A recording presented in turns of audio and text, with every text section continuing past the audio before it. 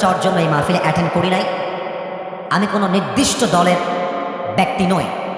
আমার প্রথম পরিচয় আহলে হাদিস নয়, প্রথম পরিচয় জামাত ইসলাম নয়, প্রথম পরিচয় বিএনপি নয়, প্রথম পরিচয় এনসিপি নয়, প্রথম পরিচয় আওয়ামী লীগ নয়। আমার প্রথম পরিচয় আমি একজন মুসলমান ঘরের সন্তান। আচ্ছা, আগামীর সংসদে কোরআন দিয়ে সংবিধান হবে, কোরআন দিয়ে দেশ চলবে, আমরা সবাই চাই কি চাই না? যারা কোরআনকে সংসদে চায় না তারাই মূলত রাজনীতির নামে দুর্নীতি করতে চায়, মদ খাইতে চায়, নারীবাজি করতে চায়, দেশটাকে লুটেপুটে খেতে চায় তারা। আমরা কোরআন দিয়ে সংসদ চালাতে চাই, 2 নাম্বার কথা। 3 নাম্বার কথা, আমি জানি এখানে দাঁড়িপাল্লার এমপি প্রার্থী আছেন, আমি জানি নওগাঁতে বিএনপির ধানের শীষের প্রতীকে এমপি প্রার্থী আছেন। This is my message for everybody, for the young people, for the older people, for the young man. সবার জন্য আমি একটা মেসেজ দিয়ে যাই, ভোট তাকে দিবা যে আসলেই নেতা হওয়ার যোগ্যতা রাখে। আমরা এমন নেতাকে দেখতে চাই যেই নেতা দলের জন্য নয়, দেশের জন্য হয়ে কাজ করবে। অনেক নেতা ভোট চায়, ভোট চাওয়ার সময় এক রূপ, জিতে যাওয়ার পরে হয় আর এক রূপ। অনেক নেতা আছে নিজে চাঁদাবাজ, টেন্ডারবাজ, সুদ খায়, ঘুষ খায়, আর কথা যখন বলে মনে হয় ইয়ার ইয়ে তো আভি কে আভি জান্নাত সে ভাগ কে দুনিয়া মে আই হ্যায়। এরকম নেতা আছে না নাই বলো? আমরা আগামীর নেতা কোনো সুদখোর চাই না, আগামীর নেতা ঘুষখোর চাই না, চাঁদাবাজ চাই না, টেন্ডারবাজ চাই না। আমরা চাই নবীর আদর্শে আদর্শবান নেতা। পারা যাবে তো ইনশাআল্লাহ।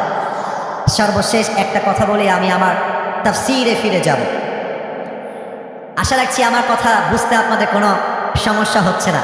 আমি আবারও একটা কথা রিপিট করছি, আমি আসিফ হুজুর কোনো দলের লোক নই। আবারও বলছি, আমি কোনো নির্দিষ্ট দলকে প্রমোট করবার জন্য আসি নাই। আমার শেষ কথা, যদি আপনারা একমত হন, বাঘের বাচ্চার মতো আওয়াজ দিয়ে আমাকে ঠিক বলে বোঝাবেন যে yes we are agree with you, আমরা একমত। আমরা আগামীর ক্ষমতার চেয়ারে কোনো নারীকে আর দেখতে চাই না। কোনো নারী সংসদে যাবে না, কোনো নারী এমপি হবে না, কোনো নারী মেয়র হতে পারবে না।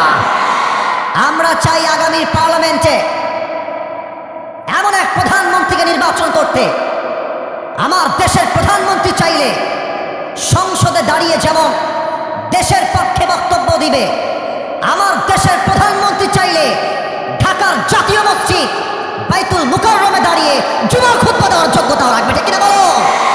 এমন নেতা কারা কারা চাই? দুটো হাত তুলে আল্লাহকে দেখা দাও।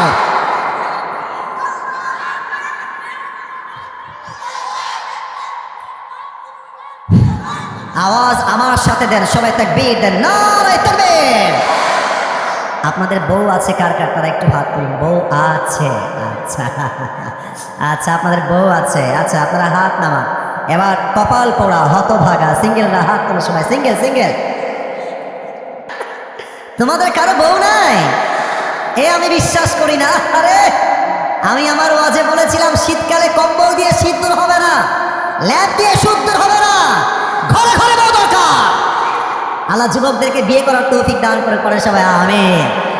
আমরা 3টা তাকবীর দিব। প্রথম তাকবীর দিবেন আমার প্রিয় বিবাহিত ভাইরা, দ্বিতীয় তাকবীর দিবেন আমার প্রিয় সিঙ্গেল ভাইরা। আমি দেখতে চাই কার গায়ের জোর কত বেশি। বিবাহিত ভাই যারা এসেছেন একটা কাশি দেন। আচ্ছা, দেখা যাক কে কত নাম্বার পায়। এই মাইক ম্যান, সোনামণি নতুন নতুন নতুন না, আওয়াজ বাজে কেন? It should be clear, it should be perfect, যেন যুবকদের কোনো কথা বুঝতে আজকের মাহফিলে কোনো প্রবলেম ফেস করতে না হয়। ঠিক আছে কিনা বলো? সাউন্ডের বেস বাম পাশে perfect, but this one is not perfect. এখানে সাউন্ডটা পাচ্ছি না, বামে 100 পারফেক্ট আছে। যদি পারা যায় ঠিক করে দিতে হবে। বিবাহিত ভাইয়েরা আমি বলবো লিল্লাহি তাকবীর, আপনি বলবেন আল্লাহু আকবার। দেখা যাক বিবাহিত ভাইদের গায়ে জোর আছে না নাই। বিবাহিত ভাইয়েরা লিল্লাহি তাকবীর। 65 আপনার নাম্বার পেয়েছেন আমার পক্ষ থেকে 65। এবার আমার প্রিয় সিঙ্গেলদের পালা। সিঙ্গেলরা কাশি মারো। দেখা যাক ক্যামেরা রেকর্ড হচ্ছে কারা আজকে তাকবীর দিয়ে জিততে পারে। It's time for the single